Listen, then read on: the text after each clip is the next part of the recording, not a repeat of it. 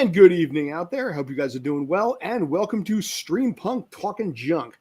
What used to formerly be Grind My Gears, we've added it, we changed it around a little bit to be something both positive, negative, and pretty much at the end of the day, more or less topical.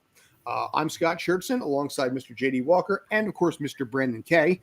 Mr. Jeffrey Valentino is doing the producing work behind the scenes. So if anyone, including myself, talks too long, he can put in the chat, basically shut the hell up, or just entirely just click us right out and force us to shut up. I'm talking about myself. Hope you guys are doing well out there. Jeff, basically, if you can pull up the first image right now that I mentioned, this is something, like I said, you guys don't know much about this, and I wanted to keep this kind of on the down low a little bit here. Gleyber Torres of the Yankees. You know, Brandon, I know specifically you are a hardcore Yankee fan. You love the team. You love everything. Die hard. Yes. Die hard Yankee fan, as big as they could possibly come here. I bleed navy blue. What's that? I bleed navy blue. You totally do. Yes, you've bypassed the Mets. You're a Yankee fan through and through here. So what happened in this case, and this is what I really wanted to go into, is Chris Woodward of the those are really impressive calves right there too. As Chris Woodward of the manager of the Texas Rangers kind of went off on Gleyber Torres in Yankee Stadium yesterday after Gleyber hit a 356 foot home run, referring to Yankee Stadium as basically a little league ballpark. This is big because of the fact that yesterday morning during Sports Insiders, you kind of said something pretty friggin' similar with how Yankee Stadium operates and how that whole system runs, and the fact that its dimensions are a little more hitter friendly than I think the rest of the league. This is, like I said, ironic because you just finished saying this on, yesterday. Yeah. So go for it. Ahead of the curve. Yes. No. So my gripe with Yankee Stadium, forgetting the fact that I think the stadium and just the whole aura around there is like a business meeting that has a baseball team playing, in the side. Nevertheless, to the actual dimensions of the field. Look, I got to be honest. I mean, I'm driving down the roads in my town, and we got the Little League fields here, and I'm looking at the dimensions down the left and right field bowls, and they're looking eerie similar to Yankee Stadium.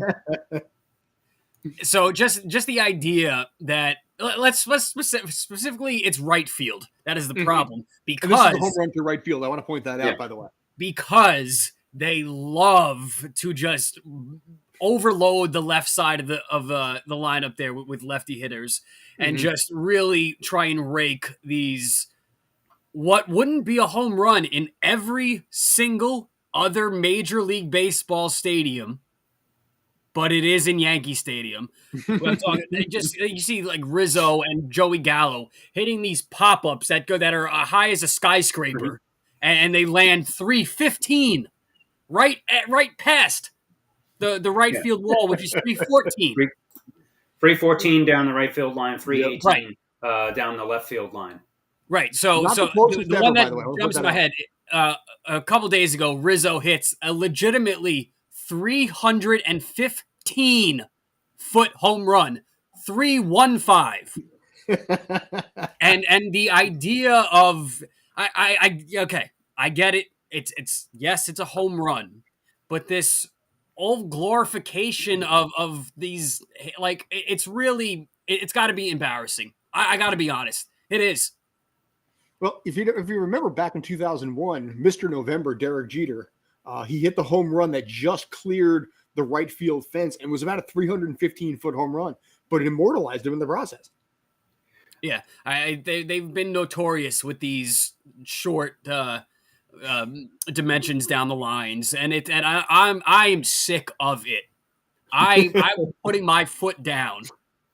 I mean, down the right field line where do you think this is nothing new. Where do you think the whole mystique of the left-handed power hitter for the Yankees, going back to Babe Ruth himself, comes from? It's the short home runs down the right field line. Yeah, but Babe Ruth was hitting 500-foot home runs back in the day. Right, but also, so there was no doubter about those. Same with most of Mantl's hits, but also, I think pre-renovation, if you want to go historical in the old Yankee Stadium, it was even shorter. I think it was something like 295 at one point in the 50s. I need to look that up, but I remember reading, as far as weird oddball historical stuff that I have rattling around back here. It made me think of a story just to show how long this Yankee Stadium short field joke has been going on. Is that Charlie Finley, who owned bought at the time the Kansas City A's before they moved to Oakland. He was a crazy owner, real flair for showmanship, almost a circus type atmosphere. He was the same owner a few years later who paid bonuses for the A's players that grew crazy facial hair. That's where the Raleigh Fingers mustache came from, which I'm channeling currently. And very well, by the way. I couldn't pull that off. So. Yeah, and so what Finley did with Municipal Stadium in Kansas City is that he put in what he called the home run porch, where he put inner fences to match the dimensions of Yankee Stadium. Which took about 20 feet out of the outfield. And the commissioner said, no, you can't do that. You can't move the fences back and forth. You need to go with the actual dimensions there. But it was Charlie Finley was kind of like the Al Davis of baseball, for that time, along with Bill Veeck, so as far as historical purposes here. So just this happened in the 60s. The legendary power hitters going back to Roof, DiMaggio, Mantle, while most of them were hitting way further than 315 feet, the short porch in right field has been a staple for Yankee Stadium in its various forms for almost 100 years now. So this isn't really news. Although what is funny, just here, because I just looked this up for myself, I always thought of Citizens Bank Park as a bigger joke of a bandbox ballpark. But looking up those dimensions, the Yankee Stadium side by side, the distance down the line is actually longer in Citizens Bank. 330 down the line. Yeah, that's there. And from the U.S. And so it's 330 down the left and right field line. So that gives you almost an extra 20 feet over Yankee Stadium. Well, the funny thing is, basically, I looked up the dimensions. Brandon, I know you hate the dimensions at Yankee Stadium, and it pisses you off and everything like that, and that's cool. Yeah. The Polo Grounds. What's that? Hello, Thomas, who's Thomas. checking in from Britain. Yes. Polo Grounds are also a different time period. Your food is healthier than our own. Plus, at least they made it up, having you hit it. Was it 485 straight away? I have the dimensions here. For center field was 483. Right field, right center 449, left center is 450. But left field on the pole, if you want to bitch about field, left field 279 feet, and right field 258 feet. But at least I can argue they made it up in center field. 480 in center. This would be like if the Yankees had to get rid of the Monument Park, like they're Greek gods. They have to have these monuments. But see, that's what happened with the field back 40 feet. Then give it some more space, dude.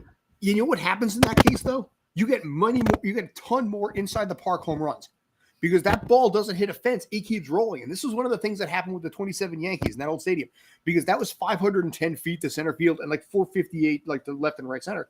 Is that the ball would hit the ground and just keep rolling. So you can get inside the park home runs easy as hell because the players just can't catch up to the ball. And I love that. And also with Monument Park, I think before the renovation in Yankee Stadium, in the old Yankee Stadium, the monuments were actually in play in the field. Mm-hmm. Like you can look up old pictures and see that. And that happened, where like a ball would, bounce off Babe Ruth and go into the right field corner and be an inside the park home run. And that's what I'm talking about. I mean, I like that. Honestly, aspect though, of it. kind of a dick move. Why would the Yankees do that? Why would you want to take baseballs off Babe Ruth's granite face out in center field?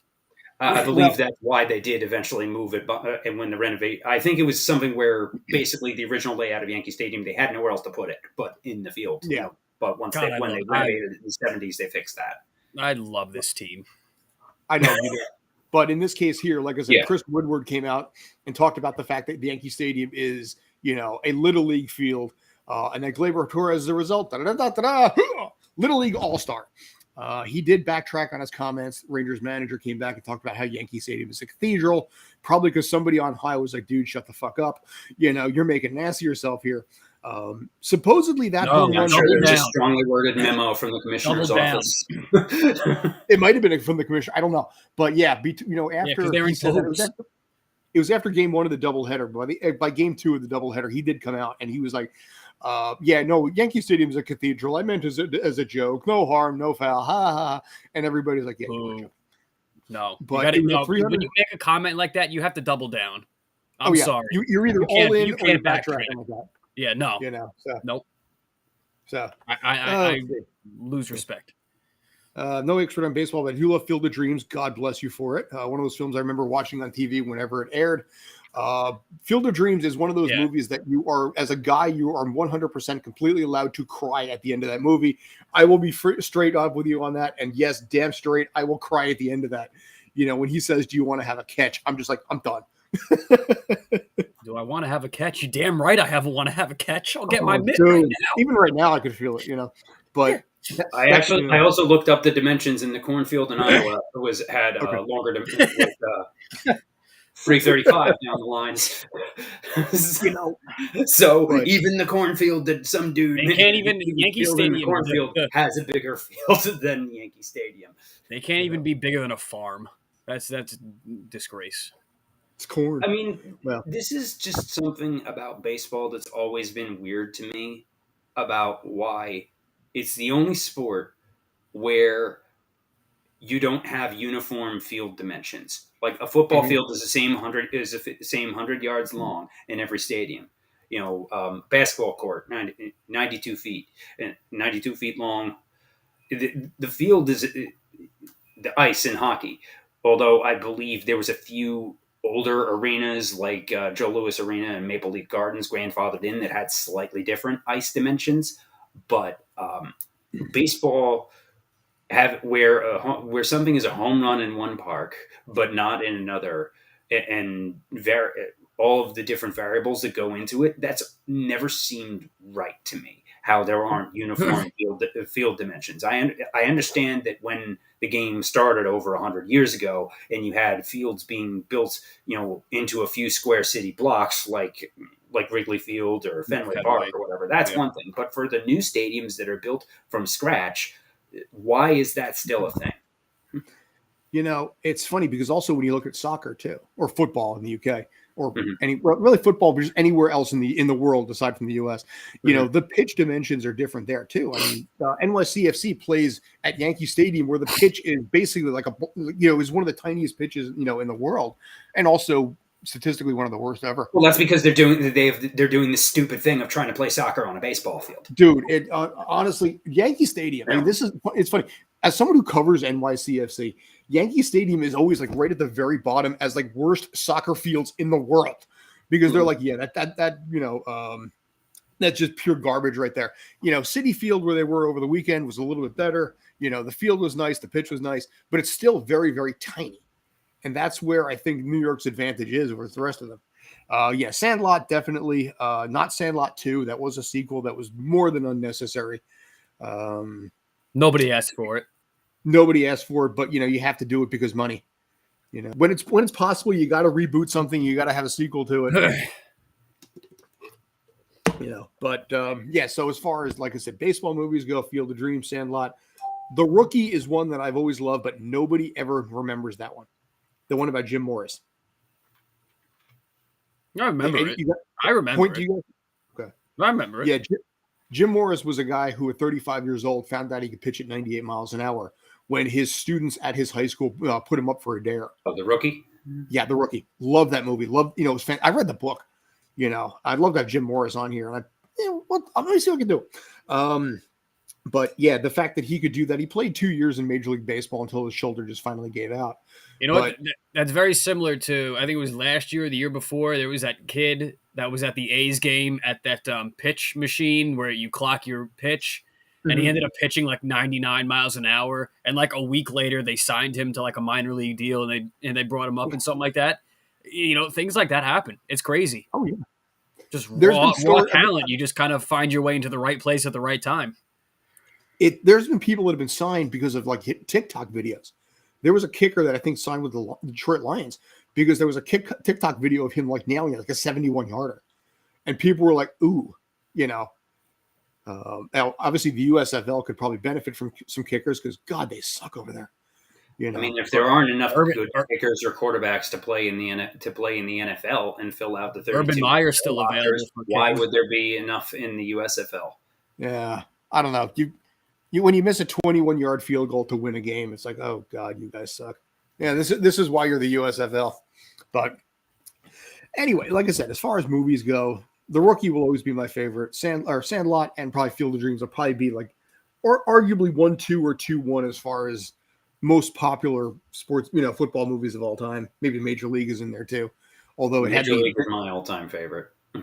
Major League 3, Back to the Minors. That's the one. Yeah, no. Yeah. I'll allow Major League 2. I will allow because there was some parts that were funnier than the original, but overall it was not. But there was a few.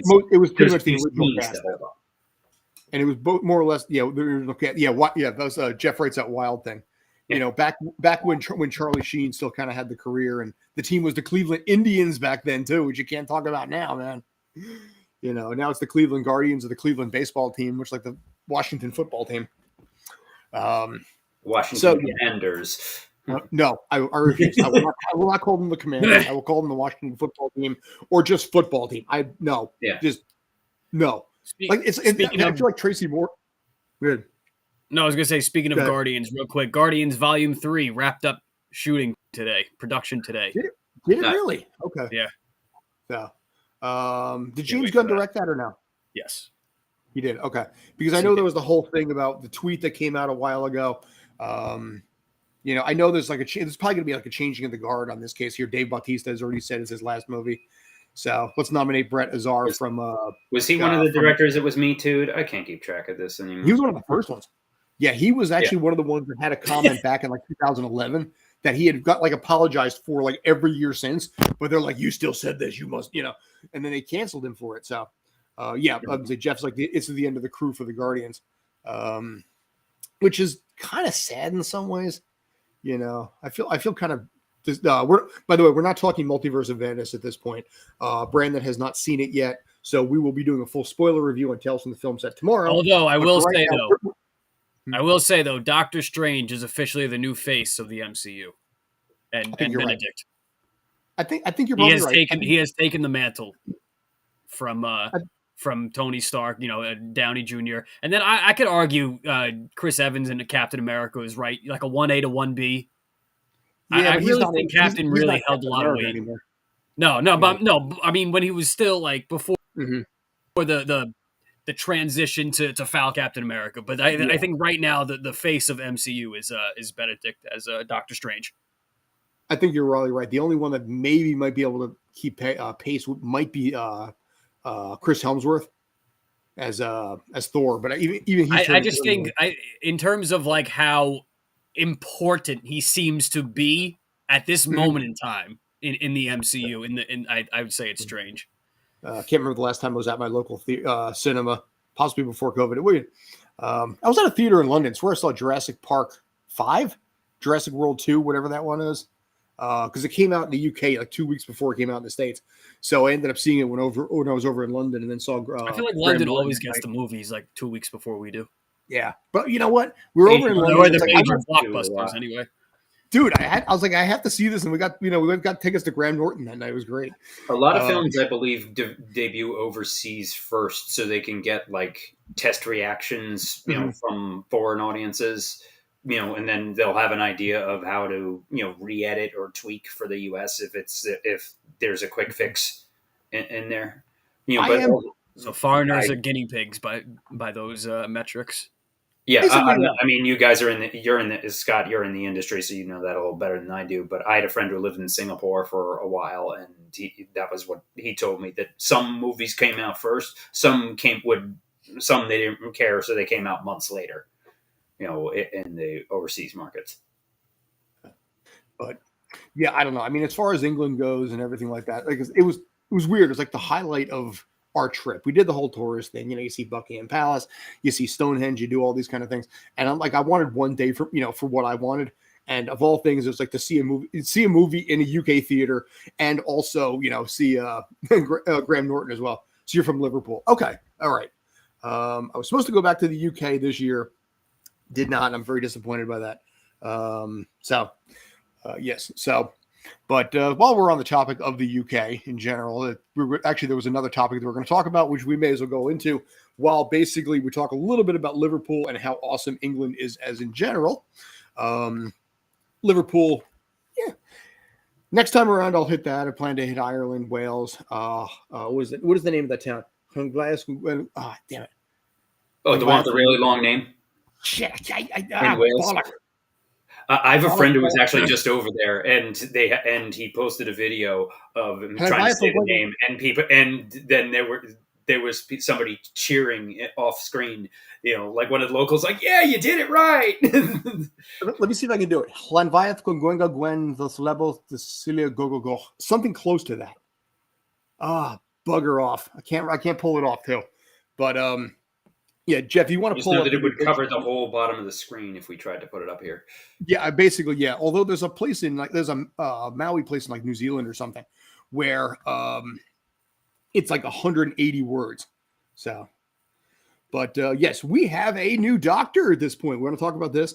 Makuta Gatwa. Who is it? It is, yes. I'm not proud of that at all. Who is it? What's important about it? Where can we find out more? Why do we want to know? And how can we? Yes, Nakuta Gatwa, which actually, admittedly, I don't know who that was like the other ones. I knew Jodie Whittaker from Broadchurch. I knew Peter Capaldi. I knew Peter Capaldi from a much, much more volatile character. But Nakuta Gatwa has been named the 14th Doctor at this point. So kudos to him. I think most Doctor Who fans in general, myself included, are pretty much like, cool, that's fine, don't care. We're more interested in the fact that Russell T Davies has come back. Russell T is far bigger, I think. By the way, if you hear that, let me know. Yeah, I do hear Russell. It. Yeah, is that your laundry machine? Yeah, I'll turn that off. Good job, me. Let's see. My late granddad used to go to Liverpool many times through his life. The Cavern Club, okay, which was demolished in '73. Yeah, okay, that is definitely going way back there. Of course, the fact that you basically talked about the fact that your grandfather, used to go there, and I don't know, my grandfather was like 1940s. he was but I'm older than the rest of y'all anyway. So, but as far as the doctor goes, in this case here, I think most fans don't really care if it's a black doctor, gay doctor, female doctor. They only care, is the writing decent? Are the stories solid? It's not like how we care in America who the next James Bond is going to be. No, one of the things that for no reason, but we do. We kind of do, because more out of morbid curiosity. Jeff, if you can do me a favor, can you pull up that other screen with the ratings on there and start from 2018? I will be right back in a second here. By the way, if you guys have any conversation you want to talk about when it comes to Doctor Who, I'll be right back. I'm just going to turn that off real quick. Right back. In all honesty, I have never watched a Doctor Who episode in my life. All I know about it is that it exists.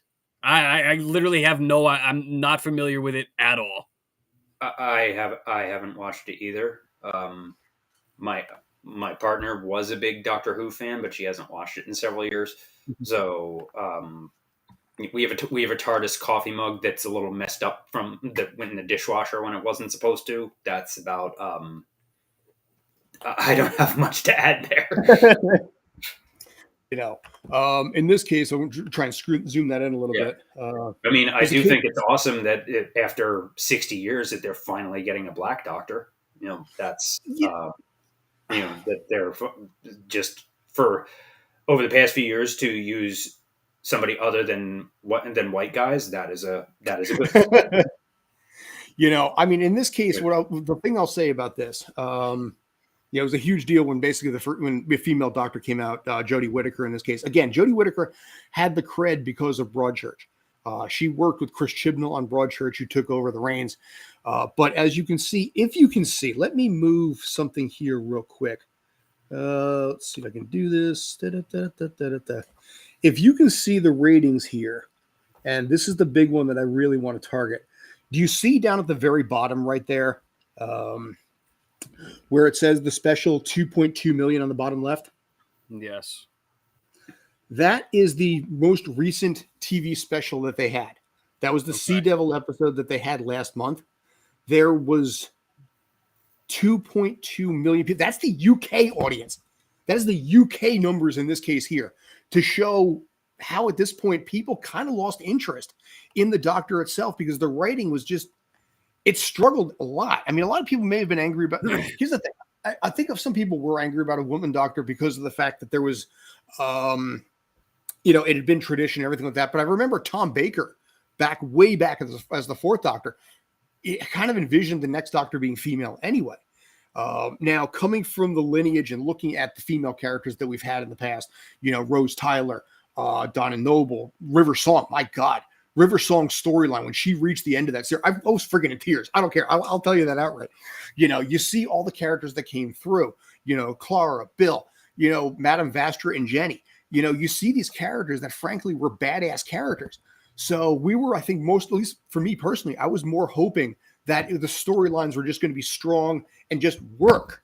And, as a result, I know one of the problems that they had is that when Chris Chibnall took over the series, one of the first things he did was he fired all the writers that the show ever had. So from a U.S. perspective, imagine if Dick Wolf, who runs Law and Order, actually decided to fire all the writers of Law and Order and bring in brand new people who never wrote the show before. That's pretty much what exactly happened here.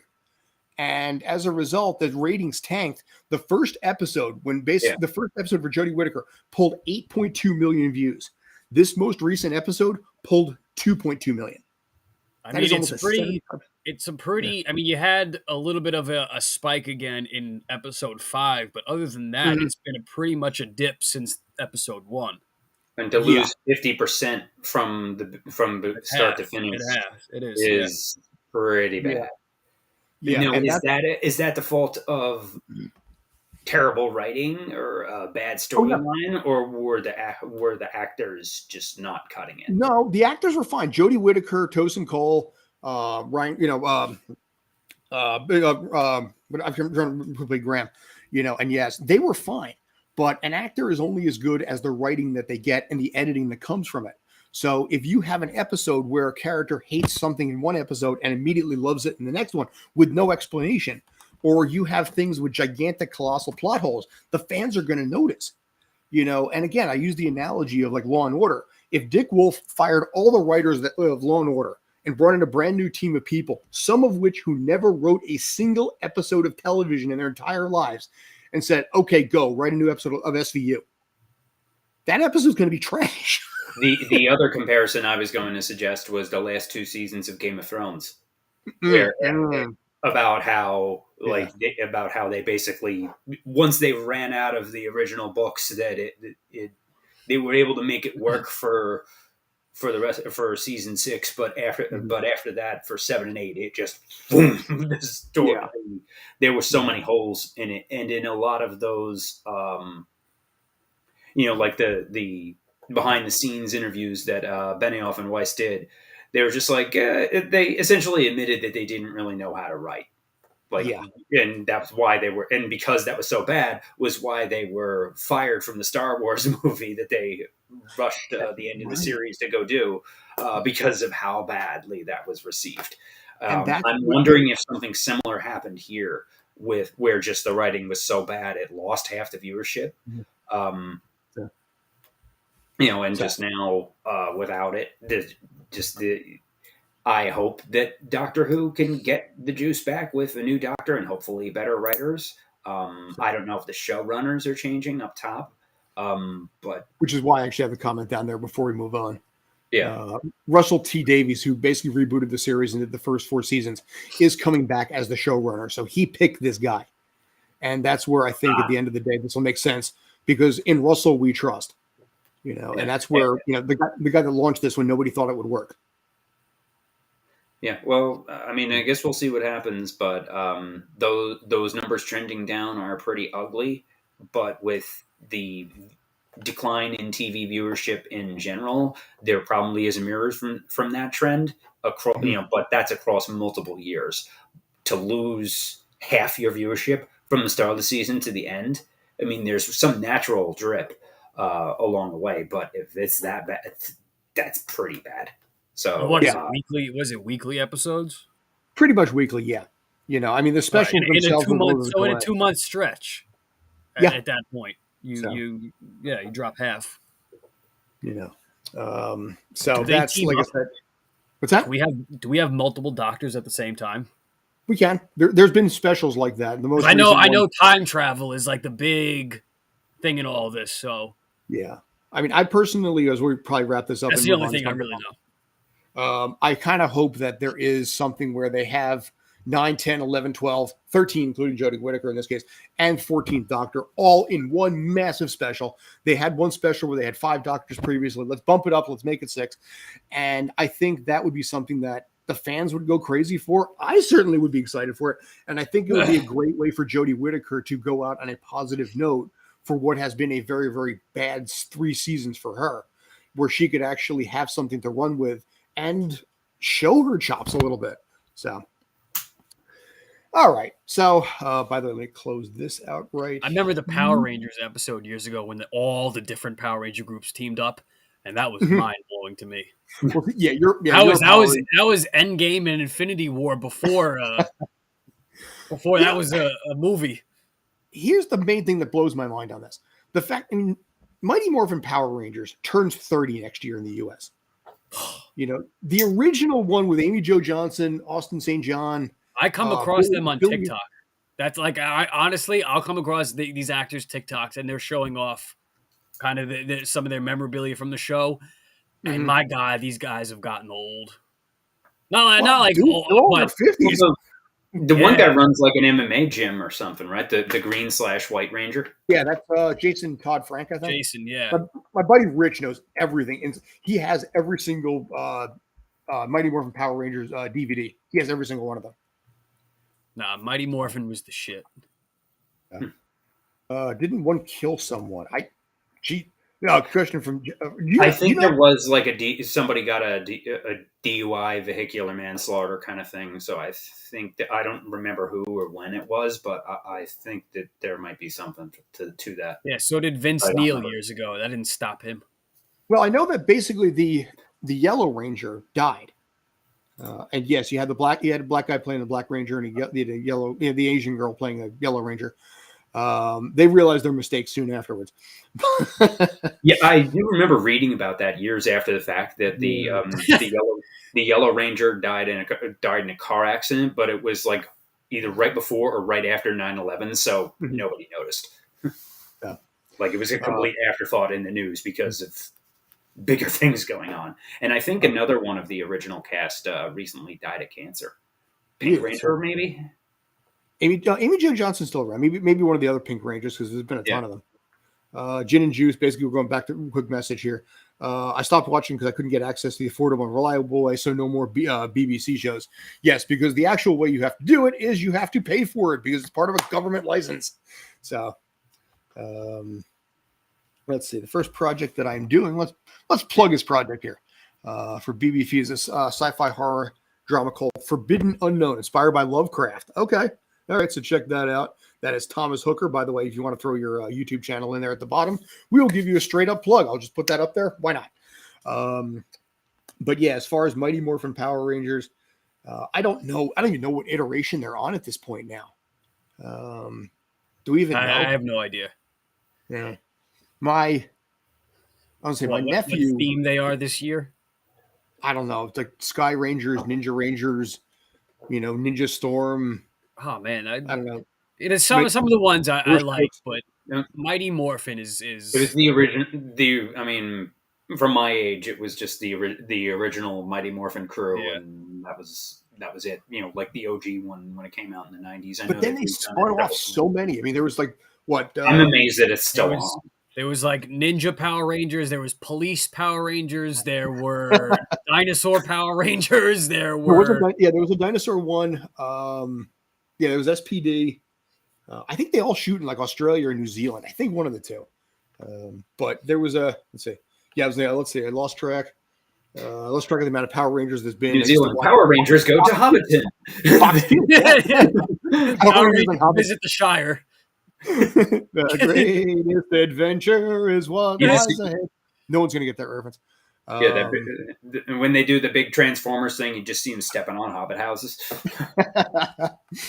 No, actually, you know what they should do is turn into giant ants.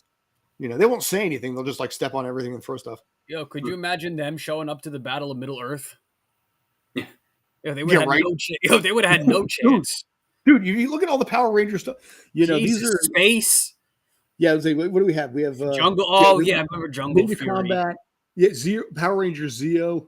There was Jungle Force. Oh my god, Galaxy. Jeez.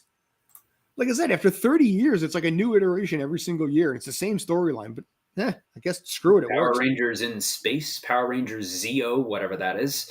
Yeah, can you, Jeff? Can you scroll right to get a couple more? Because there's one like at the what about? End. Is there Power Rangers underwater? Power Rangers. They might have had like aquatic heroes or something like that. Aquaman has been demoted from the MCU to the Power Rangers. Power Rangers. Yes, I can't see the rest of them, but I mean, my God, there's so many at this point. Like I said, after 30 years, what's Power amazing Rangers is Rescue. Oh yeah, with the Resident Evil umbrella logo. Is that a crossover with Paw Patrol? Oh, Turbo. Oh, my God. Paw Patrol. Well, it's funny because it spawned off so many freaking, spin-offs. I mean, there was like big bad Beetleborgs, like Samurai Cyber Squad or something. Not to mention like the Ultraman and all the rest of the stuff that originally was there. Yo, look how much drip some of these outfits had. Oh, see, that's down right under the Power Rangers logo. That picture where there's like 100 different Power Rangers. That was the episode, man, and it blew my mind. But I mean, in your case, I thought that was the coolest thing ever. No, that was like the greatest episode ever. Look at that. Yeah, that was Infinity War before Infinity War. It really is. And I remember they're advertising that at that point. Whenever I went shopping, there's a shop called Mother Care. It was the best place to find Digimon. Digimon fell off the wayside here in America. Digimon is still holding its own, kind of. Obviously, it's not the level of Pokemon. No, it's not like Pokemon was, but it does have some cred at this point, having been around, I guess, like 20 years too. I just Pokemon saw a Digimon name recently, but I don't remember what it was. Otherwise. If Pokemon is like the iPhone, iPod, combination, then Digimon is a Zune. A what? A Zune? Digimon is exactly. And Pokemon is iPods. Like I said, to me, 30 years for this. And I remember when it came out, because this is going to date myself really. I was like 17 years old when the first Power Ranger came out in 93. Yeah, Brandon, I know for a fact you were not even born yet, so I grew up I'm growing up as the Power Rangers are growing up. I'm slightly younger than them. Yeah, as a franchise. One episode, Lost Galaxy, they did an episode as an homage to Alien. Okay, that actually I give credit to on that one. By the way, fun fact: can you give me the actual original ending to Alien? Either one of you, any one of the three of you, actually, four of you. Where? Jeff is looking. I've never seen all of the Alien movies. I haven't seen it. I don't even know the real ending, let alone what the original. What the fuck up, Zune? It's the best thing ever. I'm so sad it's gone.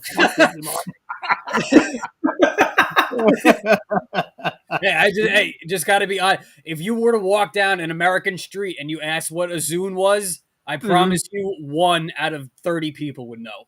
Really? Yeah, I had to dig deep into my mental archives on that too, because that's pretty far back on my side. I didn't have a Zune, but I know that I've heard people say that they were better, hardware quality, which tracks with anybody who's ever owned an Apple device, how easily breakable they are. So, although the OG iPods, with the actual circle, those things were indestructible. And then Apple thought better of it and made phones that break if you breathe on them wrong.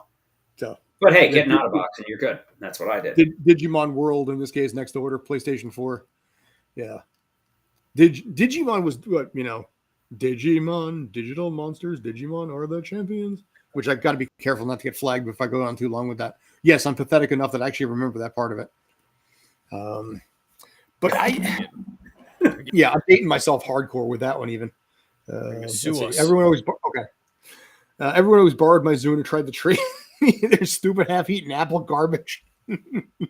My dad went to see Aliens. I never finished the story on that. See Aliens in 80. My dad went to see Aliens in 1986 when he was 18 years old. Back then, it was a treat to for someone like him who's not having grown up with not having much. Also, in this case, your father is actually about 7 years older than I am, so that doesn't help me much in that case. But in the original version, the original ending for Alien, the alien won and killed everybody, including Ripley. Solo and then alien. What's that? Solo alien. Yeah, and then masked its own voice as Ripley and say, "I'm coming back to Earth." And that's how the story was going to end. So that obviously never happened in that case. It kind of went similar to the same way as like Rambo ended, where Rambo, he lived in the end, where in the book and the original version, including the one that Dustin Hoffman, who was originally supposed to be Rambo, wanted it to be. Rambo was supposed to die at the end. Can't see that. Whoever thought of that was not a good idea. It's Hollywood. You need to leave somebody alive to do a sequel, so you can't kill everybody at the end of the first movie. Come on now. I like to see. Because especially since all Hollywood does is put out sequels, so of course they can't kill off all the characters in one shot. Well, there's been, I think, 4 or 5 sequels to Rambo at this point. There's Rambo 3. I think there's been 4 sequels. I thought there was like 6 movies. Could be. There was a cartoon series. Wasn't there one that was not too long ago? Yeah, there was. I know they First Blood. The First Blood was the first one. Then 3. First Blood, 3, right? Last Blood, I think might have been the most recent one. Who knows? Horror film that haunted my childhood. By the way, just want to point out, Ooh. I hate. Yeah, okay, it's really good right there. Okay, I love There's that. 5 Rambo movies: First Blood, Rambo, First Blood Part 2, which shouldn't that be Second Blood? Rambo 3, just Rambo and Rambo Last Blood. Oh yeah, 2019. Rambo the musical, Rambo Blood Drive, because we ran out of blood. Rambo Blood Drive. No, for me, the horror movie that really like stuck with me, that I was actually like scared of, was the first Omen. No, not the first Omen. The first Ring. The first Ring movie with Naomi Watts. Mm-hmm. Actually, you know what? The first Omen did too. The original Omen. You know what? Throw that in there. They both did. The Japanese Jeff is like the Japanese Ring. Yeah, no, the American version. Yeah. JD, do you have one? Because I'll get into my story on this in a second. I didn't really start watching horror movies until later, so I wasn't really scared. I can't really think of one that really scared me. Although the first movie I saw in theaters was Jurassic Park when I was 8. And it was about 20 minutes in, because I love dinosaurs. It was about 15 minutes in the movie that my dad realized that he made a terrible choice bringing an 8-year-old to see this. Once basically his myth, his beloved dinosaur started eating people, including the blood-sucking lawyer on the toilet. For me, although it was just like, wow, that's a lot, but it didn't really scare me. It was just like, whoa, that was cool. But also, like, my dad was like, you could tell he was just like, yeah, I made a huge mistake here. For me, it was Friday the 13th. By the way, I am terrible when it comes to horror films. I am such an unbridled, cowardly chicken shit. The Ring is the one example. Basically, the Naomi Watts one. That one did not scare me. I was the only one in that theater who actually enjoyed the entire process of just everything top to bottom on that. So I was not scared at all. But Friday the 13th terrified the piss out of me as a kid. Also because as a Boy Scout and a Cub Scout, we used to actually stay at the actual place where they filmed Crystal Lake and the first two Friday the 13th movies. So I was in the actual campground. The actual campgrounds in Western Jersey. Yeah, in Blairstown. It's Camp Nobi Bosco, North Bergen Boy Scouts. So, as a kid, when you're 12 years old, you go up there on Friday the 13th, and all the senior kids know that all the younger kids know this. So, of course, they're doing the mature, responsible thing and scaring the living shit out of every new kid that's there, while the Scoutmasters outside are running chainsaws. Yeah. I lived for a year in a subdivision that was called Crystal Lake. Okay. And there was a Crystal Lake right next to it. So all I thought of was, was Jason, when we first saw the place, I said, all right, is Jason going to be coming for us? But yeah. Let's see. Okay, so he was born in 1993 when Jurassic Park came out. So you were born pretty much around the same time I graduated from high school, and yeah. But it's for me, Jurassic Park wasn't bad. I'm curious a little bit about the latest Jurassic Park movie. I have a feeling, and having seen how bad the most recent one was, I have a feeling this one is actually going to be solid and not completely suck. In theory. I saw the first one with Chris Pratt. I haven't seen the most recent one, but I'm going to see it before I go see the new one that's going to come out. So don't put your hopes up as a good film on that one. I liked the first one with Chris Pratt. I like that one. Go ahead, JD. Yeah, I'm sorry. I'm not a. I haven't seen any of the Chris Pratt. I'm not really like harsh on movies and stuff like that. Like if I like it, I like it. I'm not hard of a movie critic. I kind of not either, but that movie was kind of a little rough because like I said, it didn't feel like a Jurassic Park movie. This is the one where I'm thinking maybe they're going to be able to, reboot this franchise and get some energy and life back into it. But do you think bringing in the OGs is a cash grab or like a legitimate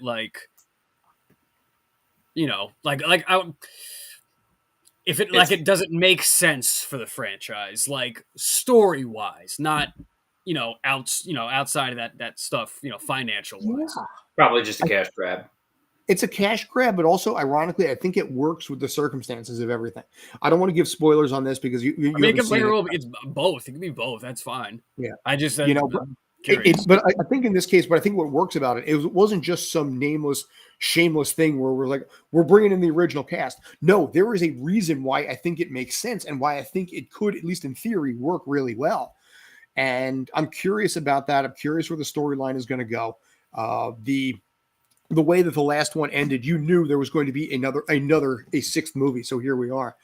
But my God, there's a lot of stuff coming out in like the next 3 or 4 weeks. We got Obi-Wan, we got Stranger Things, we got Jurassic Park. There's a lot of stuff coming out in the next, like I said, the next 3 weeks to a month. I would say 2022 has just been like the revamping of cinema. What's all the stuff it's all the stuff that's been written and was bottlenecked. Most of it, yeah. I mean, yeah. Yeah.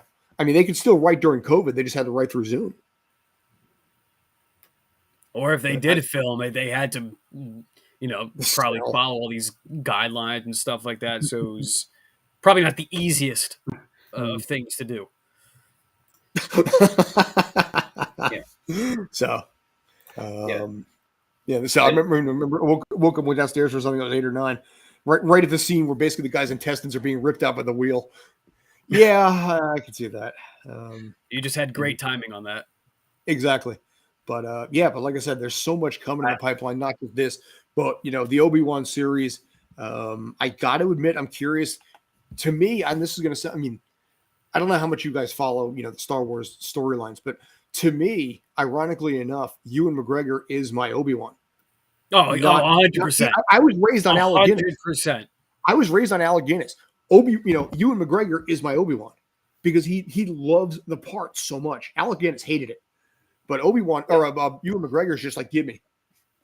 Well, I read about it, about how with Alec Guinness, because he was, established, theater actor, and just it was something he did for money at the end of his career, and it was all like he never really took it seriously, and then when it blew up and they brought him up and the whole convention circuit started, he was just like, why do all you nerds want me to come out to a convention? And yeah, like I said, and he didn't really, and it was only like right before he died that he kind of started to kind of embrace it a bit. Yeah, but he always felt the role was beneath him, or just didn't want to acknowledge he did it. Kind of like Tim Curry with Rocky Horror Picture Show. How he went several decades trying to act like it didn't exist in his resume. Like, dude, like, yeah, I've seen a lot of TikToks. It's one of your best. It's an awesome role and deservedly so. Like, no, I've seen a lot of TikToks where people have replaced pictures of Jesus in their parents' house with one like that picture of Obi-Wan. Yeah, yes, and they don't notice. That's a great point. But in your case, you've been a big fan since 6 years old. That would have been Phantom Menace for you, I guess, because you were born in '93. Phantom Menace was '99. Yeah, I was gonna say you got Obi. Yeah, you had Obi on there with a lightsaber. There was a cross there. Yeah, God, it's funny. I never noticed it, but dear God, he does look like Jesus Christ. Especially so basically, just take Kylo Ren's saber, turn it upside down in blue, pretty much, give it to Obi-Wan, and he would be the Jedi Jesus. Jedi Jesus. But that, like I said, that's episode 2 Obi-Wan, which to me personally was the hair I always preferred for him. I think Mel Brooks already covered that in Spaceball. Jews in space. Jews in space. Yes, he did.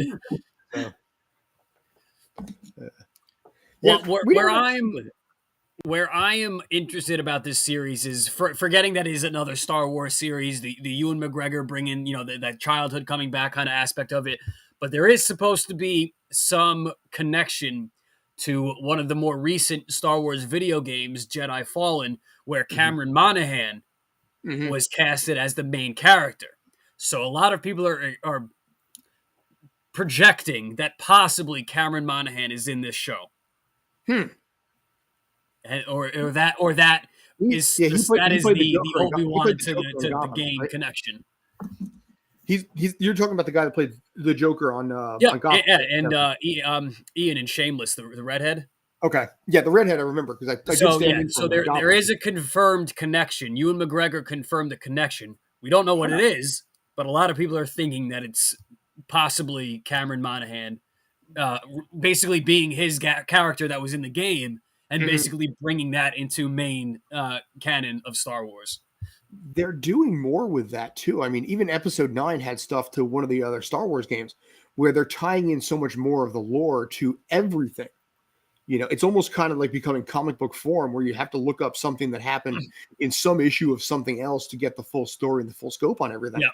So they're exactly keep up with all the MCU movies and all. I didn't read the comic books, and there's just too freaking many to try and get caught up on them. Well, the thing is, I don't know if Scott, you've heard this, or JD, you heard this. A lot of people are thinking now that Star Wars is one of the, or Jeff, you might know this too. Star Wars might be part of the multiverse in Marvel. Yeah, because there's a clip in the trailer that of Doctor Strange of a setting that eerily looks like the planet Mustafar in Star Wars, which is Revenge of the Sith, where Obi-Wan and Anakin are fighting. That basically that lava planet. I don't know if the fans would like that. I personally am not a big fan of that. I could see it being a very split thing where I don't Wars like it, but is a universe within Marvel and not its own universe. JD, any thoughts? Star Wars isn't. I mean, my thoughts are that the thought I just had here with my squirrel moment, since I'm far behind on all the Star Wars movies and haven't seen any of the new ones, is that since Disney bought Fox, and Fox is now, and the back catalog is now part of the Disney universe, that makes Ridley the alien Leia and any of the new characters and Dr. Frankenfurter are all Disney princesses now. To connect all of the topics that we just oh good lord, we just went on. How's that for connecting some topics across the board? Yeah, so how's that for talking junk? Infinity times Infinity War. So, oh dear God, yeah, that actually wouldn't surprise me in the least of it. But this is something worth revisiting at some point in the future to get some thoughts on this, get some feels for this. But personally, I would not be a fan of that at all. There apparently Marvel has teased Star Wars twice. I mean, again, but you have to go back in time, hardcore.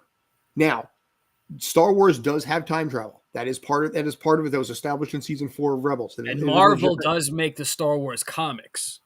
Mm-hmm. That is true. But that does not necessarily mean that Star Wars is Marvel. So, For now. Yeah. But if it's all part of the Disney universe, it isn't. So is ESPN. So what are we going to say? That the ESPN is Stephen A. Smith a princess now? Because Kyrie Irving lives on another planet, so I'm pretty sure that you could go with that. He's in a multiverse of his own. Yeah, Kyrie Irving is definitely a long time ago in a galaxy far, far away. That's for sure. That would be Dancing with the Stars is also part. The Wonder Years, because I got the Wonder Years reboot. That's part of the MCU now too. Then see Disney. Look at this Pandora's box. Roseanne part of the MCU. Yeah. Are we part of the multiverse? Well, here's the thing. I feel like if we were to really actually break this down further and further, everything is connected at that point. Well, didn't we have I know we previously had a thing with there was Tommy Westphal one show with a company that was partly owned by Fox. So doesn't that make us Disney princesses in a way? I'm a whiny princess sometimes. I'm not sure about Disney princess. I'm a cranky. I'm a kind of a bitchy princess. I'm not gonna lie. Very needy. Very needy. But I mean, they have the Tommy Westphal universe, which ties together everything from Doctor Who to Star Trek to Star Wars to things like Law and Order, Cheers, and everything like this. So there's an actual if you look on Reddit or things like that, the Tommy Westphal universe has everything tying to everything else. It's insane. So why not?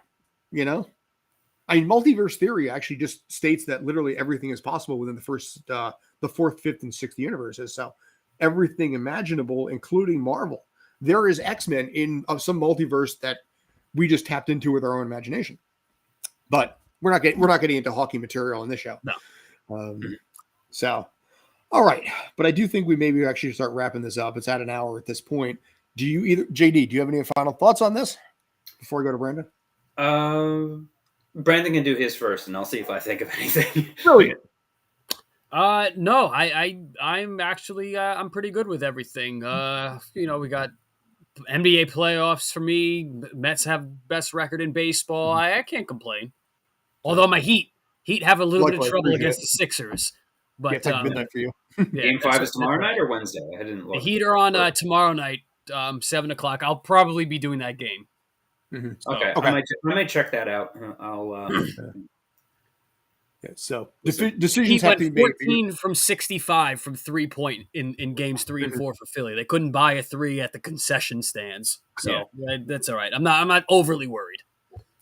Yeah, well, you guys are doing that. I will be doing a full, complete 100% Multiverse of Madness breakdown on Tales from the Film Set. Including spoilers and what we predict is going to happen going forward. We're going to have the spoiler disclaimer at the very bottom running all the way through that because if you haven't seen it yet, this is fair warning. Yeah. Also stay away from YouTube and Twitter because it's all over that too. Yeah, and check us out on Sports Den tomorrow at 4:00. Yes. Mm-hmm. I've actually found it harder to avoid Doctor Strange spoilers than for Spider-Man. I thought Spider-Man was easier to avoid spoilers for some reason. This one's different, yeah. Basically, Jeff said, ask me if I have anything to say. Jeff, do you have anything you'd like to say?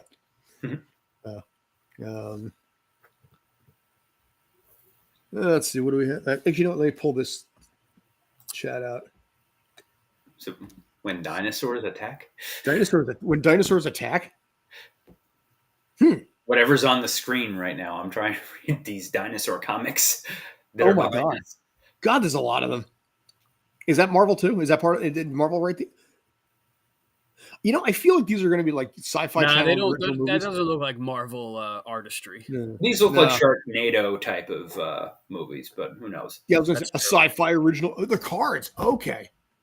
So it looks, it's almost like Mars Attacks, which ironically was a card set to begin with. Now, what is that? Nuptial Night. So, same company. Okay. Wasn't there some guy that wrote like porn novels with dinosaurs or something? Like I'm trying. With Cadillacs and dinosaurs, yeah, it was a thing. It was in I think the 26th century or something. There's a Capcom side scroller for it.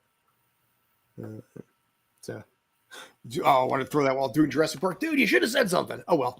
So next time, feel free to absolutely 100% interrupt, tell us to shut up, and say you want to show pictures. But yeah, there was Cadillac and dinosaurs. Capcom had a 2D side scroller on that. But yeah, while you guys are going to be covering, like I said, NBA playoffs, we're going to be spoiling the ever-loving crap out of Tales from the Film Set. And JD, you were saying before at 4 o'clock on the Sports Den.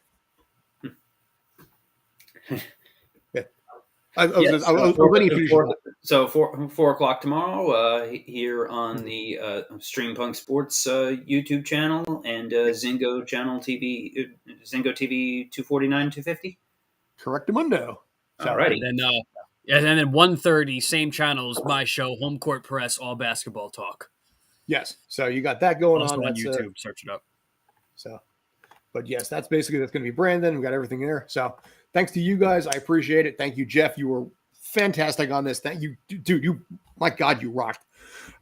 Thank you to all the guys that all commented, especially those of you who, like I said, every comment, everything you guys had, and appreciate it. And take care.